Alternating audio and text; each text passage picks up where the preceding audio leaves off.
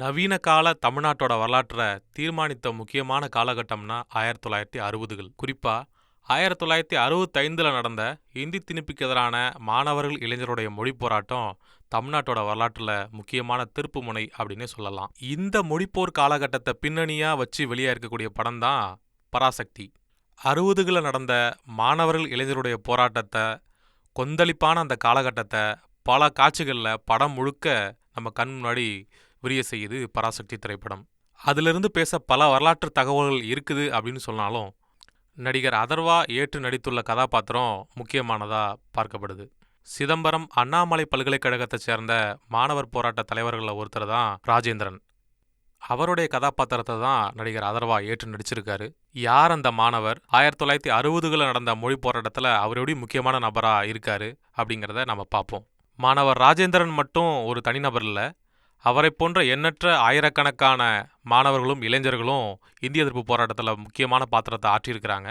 இருந்தாலும் கூட துப்பாக்கிச் சூட்டால் பலியான முதல் நபராக இருக்கிறவர் மாணவர் ராஜேந்திரன் தான். அவர் எப்படி துப்பாக்கிச் சூட்டுக்கு பலியானார், 1960கள் எப்படி ஒரு கொந்தளிப்பான காலகட்டமாக இருந்துச்சு, அப்போ என்னென்னலாம் நடந்துச்சு அப்படிங்கிற வரலாற்றை நம்ம பார்ப்போம். ஜனவரி 26, 1965. இந்த நாள் முதலாக இனிமே இந்தியாவோட அதிகாரப்பூர்வ ஆட்சி மொழியாக இந்தி மட்டுமே தான் இருக்குன்னு சொல்லி அன்றைய மத்திய அரசு ஒரு அறிவிப்பை செய்கிறது. இது இந்தி பேசாத மாநிலங்கள் மத்தியில் மிகப்பெரிய கொந்தளிப்பு ஏற்படுத்தினது, குறிப்பாக தமிழகத்தில். கல்வி நிலையங்கள்லையும் பள்ளிகள்லையும் இந்தியை திணிக்கிறதையே ஏற்றுக்கொள்ளாமல் 1930களின் பிற்பகுதியிலிருந்தே தொடர்ந்து போராடி வந்த தமிழகத்தில் 65 ஜனவரி 26 இந்தியாவின் ஆட்சி மொழியே இந்தி தான், தமிழகத்திலையும் இந்தி தான் அதிகாரப்பூர்வ மொழியாக இருக்கும் அப்படிங்கிறத தமிழ்நாட்டு மக்களாலையும் மாணவர்கள் இளைஞர்களாலையும் ஏற்றுக்கவே முடியல. ஏற்கனவே இந்திக்கு எதிரான, இந்தி திணிப்புக்கு எதிரான ஒரு போராட்ட அலை தமிழ்நாடு முழுக்க நிலவனதுனால இந்த 65 ரொம்ப கொந்தளிப்பான காலகட்டமாக இன்னுமே மாறிப்போச்சு.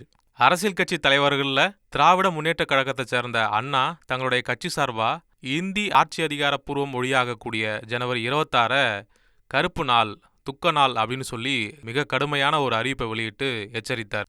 அன்றைய நாளில் திராவிட முன்னேற்ற கழகத்தை சேர்ந்த தொண்டர்கள், மாணவர்கள், தமிழ்நாட்டு மக்கள் எதிர்ப்பு தெரிவிக்கணும் அப்படின்னு சொல்லி போராட்டங்களை மேற்கொள்ளணும்னு சொல்லி அழைப்பு விடுத்திருந்தார். இந்த அழைப்பு வந்ததுதான் தாமதம். திராவிட முன்னேற்ற கழகத்தை சேர்ந்த பல முக்கியமான தலைவர்கள் கைது செய்யப்பட்டுட்டாங்க. அண்ணா சிறையில் வைக்கப்பட்டார். இதுக்கு ஒரு நாள் முன்னதாகவே மாணவர்கள் இதை கருப்பு தினமாக அனுசரிக்கணும்னு சொல்லி முடிவெடுத்துட்டாங்க. தமிழ்நாடு முழுக்க இருந்த கல்லூரி, பல்கலைக்கழகங்களை சேர்ந்த மாணவர்கள் தங்களுக்குள்ள ஒருங்கிணைப்பை ஏற்படுத்திக்கிட்டாங்க. பல கல்லூரிகளை சேர்ந்த மாணவர் சங்கங்கள் ஒரே கூட்டமைப்பாக இணைஞ்சாங்க. கடந்த வருடம், அதாவது 1964 இதே ஜனவரி 25 இந்திக்கு எதிராக தீக்குளித்து உயிரை விட்ட கீழப்படுவூர் சின்னசாமியோட நினைவு நாளில் நம்முடைய எதிர்ப்பு போராட்டத்தை கட்டியமைக்கணும்னு சொல்லி தீவிரமான ஏற்பாடுகளில் இறங்கினாங்க. தமிழ்நாடு முழுக்க இந்த போராட்ட செய்தியை அறிவிக்க ஆரம்பித்தாங்க. கடிதம் வாயிலாக குறிப்பாக இந்த தகவல் தொடர்பு மாணவர்களுக்குள்ளே இருந்தது. தேவைப்பட்டா ஒரு கல்லூரியோட மாணவர் பிரதிநிதிகள் பிற கல்லூரிகளுக்கும் போய் நேரில் சந்தித்து கூட்டங்கள் நடத்தினாங்க. இந்த போராட்டத்தை எப்படியெல்லாம் நடத்தலாம் அப்படின்னு அவங்களுக்குள்ள ஆலோசித்தாங்க. எந்த ஊரில் ஊர்வலம் தொடங்கணும், எந்த பாதையில் அந்த ஊர்வலங்கள் போகணும், என்னென்ன கோஷங்கள் எழுப்பணும், எப்படிப்பட்ட போராட்டங்களை கட்டியமைக்கணும், ஒருவேளை காவல்துறை இதை தடுத்தா அவர்களை எப்படி எதிர்கொள்ளணும் அப்படிங்கிற ஒவ்வொரு விஷயமும் மாணவர் கூட்டங்களில் முடிவு செய்யப்பட்டுச்சு. பகிரங்கமான கூட்டங்கள் நடத்தப்பட்டுச்சு. ஒருவேளை போலீஸ் அதை அனுமதிக்காத போது ரகசிய கூட்டங்களெல்லாம் நடத்தினாங்க. தமிழ்நாட்டில் பெரும்பாலான கல்லூரிகளில் போராட்ட புயல் வீசினாலும் சில முக்கியமான கல்லூரிகளில் அது தீவிரமாகவே இருந்துச்சு. சென்னை பல்கலைக்கழகம், சென்னை மாநிலக் கல்லூரி, பச்சையப்பன் கல்லூரி, லயலா கல்லூரி, தஞ்சை மருத்துவக் கல்லூரி, மதுரை தியாகராஜர் கல்லூரி, தஞ்சை சரபோஜி கல்லூரி, இப்படி பல கல்லூரிகளை சொல்லலாம். அதில் ஒரு முக்கியமான கல்லூரி தான் சிதம்பரம் அண்ணாமலை பல்கலைக்கழகம். இந்தி புத்தகங்களை எரிப்பது, அரசியல் அமைப்போட 17வது சட்டப்பிரிவின் நகலை எரிப்பது போன்றவைகளை தங்களுடைய போராட்ட வழிமுறையாக மாணவர்கள் தேர்ந்தெடுத்தாங்க. இப்படி நடைபெற்ற போராட்டங்களில் மதுரையில் நடந்த ஒரு வன்முறைக்கு பின்னாடி இந்த போராட்டம் இன்னுமே தீவிரமடைஞ்சது அப்படின்னு சொல்லலாம். இந்தி தான் ஆட்சி மொழி என்ற அறிவிப்பை திரும்ப பெறுற வரைக்கும் நாங்கள் எங்கள் போராட்டத்தை நிறுத்த மாட்டோம்னு சொல்லி மதுரை கல்லூரி மாணவர்கள் போராட்டத்தில் இறங்கினாங்க. பல கல்லூரி மாணவர்களும் அவங்களோட இணைஞ்சு சட்ட நகல் எரிப்பு போராட்டத்தை நடத்தியிருந்த போது போலீஸார் அவர்களை கைது செஞ்சாங்க. ஒரு சில மாணவர் போராட்ட தலைவர்கள் கைது செய்யப்பட்டாலும் ஊர்வலமாக போயிட்டு இருந்த மாணவர்கள் தங்களோட போராட்டத்தை எந்த வகையிலையும் நிறுத்திக்கல. மறுநாள் குடியரசு தினத்துக்கான ஏற்பாடாக காங்கிரஸ் சார்பில் அமைக்கப்பட்டிருந்த ஒரு பந்தல கண்டன ஊர்வலத்தில் போயிட்டு இருந்த மாணவர்கள் தீ வச்சு கொளுத்திடுறாங்க. இது மிகப்பெரிய ஒரு எதிர்ப்பு செயலாக பார்க்கப்பட்டது. அதே போல் காங்கிரஸ் சார்பிலும் இந்திக்கு எதிராக போராடின மாணவர்களை தடுப்பதற்காக அவரோட நடவடிக்கையை நிறுத்துவதற்காக பல குழுக்களை எதிர்ப்பு குழுக்களை அமைச்சிருந்தாங்க. கருப்பு கொடிகளை கட்டினா அதை பொசுக்க, சுவரொட்டிகளை கிழிக்க காங்கிரஸ் சார்பில் இளைஞர் குழுக்கள் அமைக்கப்பட்டுச்சு. அவங்க நேரு படை, காமராஜர் படைன்னு தங்களுக்கு பேரும் வச்சுக்கிட்டாங்க. ஒரு பக்கம் இந்தி திணிப்புக்கு எதிராக போராடக்கூடிய மாணவர்கள், இன்னொரு பக்கம் போலீஸார். அவர்களோடு சேர்ந்து இந்தி எதிர்ப்பு நடவடிக்கையை தடுக்கணும்னு சொல்லி புறப்பட்ட காங்கிரஸ் இளைஞர் குழுக்கள், இவர்களுக்கு இடையிலான மோதல் ஒரு வன்முறையாக வெடிச்சது. காவல்துறையோட கண்ணீர் புகை குண்டு வீச்சு, தடியடி, மாணவர்களோட தீ வைப்புன்னு சொல்லி மதுரையே பற்றி எரிஞ்சதுன்னு சொல்லலாம். இந்த வன்முறையில் 2 மாணவர்கள் கொல்லப்பட்டதா ஒரு வதந்தி பரவுது. உண்மையிலே கொல்லப்பட்டார்களா அப்படிங்கிற வரலாற்று தகவல் நம்மகிட்ட இல்லை. ஆனால் அந்த செய்தி தமிழ்நாடு முழுக்க தீவிரமாக பரவுது. இதே நேரத்தில் சென்னையில் பல கல்லூரி மாணவர்கள் ஒன்று சேர்ந்து கோட்டையை நோக்கி பேரணியாக போகிறாங்க. முதல்வரை நாங்கள் பார்ப்போம்னு சொல்லி கிளம்பி கோட்டைக்குள்ளே நுழைய முயற்சி பண்ணுறாங்க. அவர்கள் தடுத்து நிறுத்தப்படுறாங்க. கோவை, திருச்சி, மேலூர், மாயாவரம், தஞ்சை, சிதம்பரம், கும்பகோணம், விருதுநகர், திருநெல்வேலி, ஈரோடு, திருப்பூர், நாகப்பட்டினம் உள்ளிட்ட பல மாவட்டங்களில் பல பகுதிகளில் ஊர்வலங்கள் நடந்துக்கிட்டு இருக்கு. அப்போ ஒட்டுமொத்த தமிழ்நாடு எப்படி இருந்திருக்குங்கிறத யோசிச்சு பார்த்துக்கோங்க. மதுரையில் 2 மாணவர்கள் கொல்லப்பட்டதான தகவல் பிற கல்லூரி மாணவர்களை எட்டியதும் இதற்கு எதிரான நடவடிக்கைகளை இறங்க ஆரம்பிக்கிறாங்க. இதற்கு எதிர்ப்பு தெரிவித்து இன்னும் போராட்டங்களை தீவிரமாக முன்னெடுக்கிறாங்க. அப்படி முன்னெடுப்பதில் முன்னணி வகித்த கல்லூரி தான் சிதம்பரம் அண்ணாமலை பல்கலைக்கழகம். மறுநாள் ஜனவரி 26 குடியரசு தினம் இல்லையா, அதை அவங்க கருப்பு நாளாக அனுசரிக்கிறாங்க. குடியரசு நாள் கொண்டாட்டங்களை புறக்கணித்து மாணவர் ஊர்வலத்துக்கான ஏற்பாடு செய்கிறாங்க. கல்லூரி மாணவர்கள் எல்லாம் ஒன்று சேர்ந்து சிதம்பரத்தை நோக்கி பேரணியாக போகிறது, இந்திக்கு எதிரான கோஷங்களை எழுப்புறது, மதுரையில் நடந்த வன்முறையை கண்டித்து பேரணி போகிறது அப்படின்னு முடிவு செய்கிறாங்க.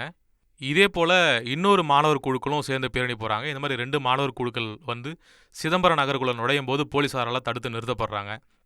இன்றைக்கி குடியரசு நாள், இன்றைக்கி போராட்டம் செய்வதுங்கிறது சட்டவிரோதம். அதனால் உங்களோட எதிர்ப்பை நாளைக்கு நீங்கள் காமிங்க, ஜனவரி 27 நீங்கள் போராடுங்க, நாங்கள் அதுக்கான அனுமதி தரோம் அப்படின்னு உறுதி கொடுக்கறது மூலமாக அந்த போராட்டத்தை தடுக்கிறது காவல்துறை. மாணவர்களும் கலைஞ்சு போகிறாங்க. மறுநாள் போராட்டத்துக்கு தீவிரமான ஏற்பாடுகள் நடக்குது. சொன்னபடியே மாணவர்கள் திரண்டு சிதம்பரத்தை நோக்கி பேரணியாக போகிறாங்க. 300க்கும் மேற்பட்ட மாணவர்கள் இந்த பேரணியில் கலந்துக்கிறாங்க. ஆனால் அப்போவும் சிதம்பரம் நகருக்குள்ளே நுழைய முற்படும் போது காவல்துறை தடுத்து நிறுத்திடுது. இன்றைக்கி 144 தடை உத்தரவு போடப்பட்டிருக்குது. அதனால் நேற்று நாங்கள் அனுமதி கொடுக்குறோம்னு சொன்ன காவல்துறை இப்போ 144 தடை உத்தரவு போட்டிருக்கு. அதனால் மாணவர்கள் நீங்கள் போராட முடியாது, நீங்கள் உங்கள் விடுதலைக்கு திரும்பி போங்க, கல்லூரிக்கு திரும்பி போங்க அப்படின்னு சொன்னதை மாணவர்களால் ஏற்றுக்க முடியல. பேரணியாக போன கல்லூரி மாணவர்களை போலீஸார் தடுத்து வச்சிருக்கிறாங்க அப்படிங்கிற செய்தி விடுதிக்குள்ளே இருக்கிற மாணவர்களுக்கு போய் சேர்ந்ததும் அங்கேருந்து மாணவர்கள் பெரும் படையாக கிளம்புறாங்க. ஒட்டுமொத்த விடுதியே கிளம்பி வருது.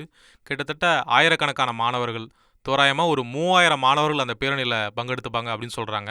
இந்தி திணிப்புக்கு எதிரான கோஷங்களை போட்டுக்கிட்டே தடுத்து வைக்கப்பட்டிருக்கிற மாணவர்களோட சேர்ந்து இணைகிறாங்க. போராட்டம் கட்டுப்படுத்த முடியாத நிலைக்கு போயிடுச்சு. இந்த சூழலில் இந்த தள்ளுமுள்ளுகளுக்கு இடையில் காவலர் ஒருவர் மாணவர் ஒருத்தரோட கன்னத்தில் பலார்னு அரைஞ்சிடுறாரு. அவ்வளவுதான், காஞ்ச சருகில் தீப்பொறி பட்டதை போல் மொத்தமாக அந்த இடம் வன்முறை களமாக மாறிடுச்சு. போலீஸார் ஒரு பக்கம் மாணவர்களை தாக்க, மாணவர்கள் திரும்பவும் அங்கேருந்த கட்டைகள் எடுத்து போலீஸாரை தாக்க, இப்படி மிகப்பெரிய வன்முறை மோதல்கள் வெடிச்சுது. 1 மணி நேரம் அந்த ஊர்வலத்தில் இந்த தள்ளுமுள்ளும் வன்முறையும் தாக்குதலுக்கு எதிர் தாக்குதலும் நடந்ததா வரலாற்று ஆய்வாளர்கள் பதிவு செய்கிறாங்க. மாணவர்கள் போராட்டத்தை தடுப்பதோட உச்சமாக காவல்துறை துப்பாக்கிச்சூடு நடத்துறது அப்படின்னு முடிவு பண்ணுறாங்க. 3 மாணவர்கள் மேலே துப்பாக்கி கொண்டு பாஞ்சு அந்த மாணவர்கள் காயப்படுறாங்க. அந்த 3 மாணவர்களில் ஒருத்தர் தான் மாணவர் ராஜேந்திரன். துப்பாக்கி குண்டுக்கு அவர் காயம்பட்டாலும் அவர் உயிரோடு தான் இருந்தார். இதை பார்த்த சக மாணவர் என்ன செய்கிறாருன்னா, தன்னுடைய சட்டையை கட்டிட்டு அவரோட காயத்தில் இறுக்கி கட்டி வழிவிடுங்க மருத்துவமனைக்கு கொண்டு போகணும் அப்படின்னு சொல்லி ஓன்னு கத்துறாரு. ஆனால் அவரால் மருத்துவமனைக்கு கொண்டு போக முடியல. காயம்பட்ட அந்த மாணவரை காவல்துறையும் மருத்துவமனைக்கு கொண்டு போகலை. அதனால் மாணவர் ராஜேந்திரன் அங்கேயே இறந்து போகிறாரு. மொழி போராட்டத்தில் மட்டும் இல்லை, தமிழ்நாட்டோட விடுதலைக்கு பிந்தைய தமிழ்நாட்டோட வரலாற்றில் முதலாக காவல்துறையின் துப்பாக்கி குண்டுக்கு பலியான ஒரு உயிர் அப்படின்னாக்கா சிதம்பரம் அண்ணாமலை பல்கலைக்கழகத்தை சேர்ந்த மாணவர் ராஜேந்திரனுடைய உயிர் தான். இந்தி திணிப்பு எதிர்ப்புக்கான போராட்டத்தில் தான் அவருடைய உயிர் பலியாக இருக்குங்கிறதான் வரலாற்று துயரமான செய்தி. 1,25,00,000 மனங்களை வென்ற தந்தி டிவி யூடியூப் சேனல். தவிர்க்க முடியாத தம்ப்நெயில்ஸ், கலக்கலான கான்டென்ட்ஸ். நீங்களும் இந்த குடும்பத்தில் இணைய இப்பவே சப்ஸ்கிரைப் பண்ணுங்க. அசுரபலம் கொண்ட எங்கள் டிஜிட்டல் கரங்களில் உங்கள் விளம்பரங்களை சேர்க்க வாட்ஸ்அப் பண்ணுங்க. 8939888378. Email advtthanditv@dttv.in.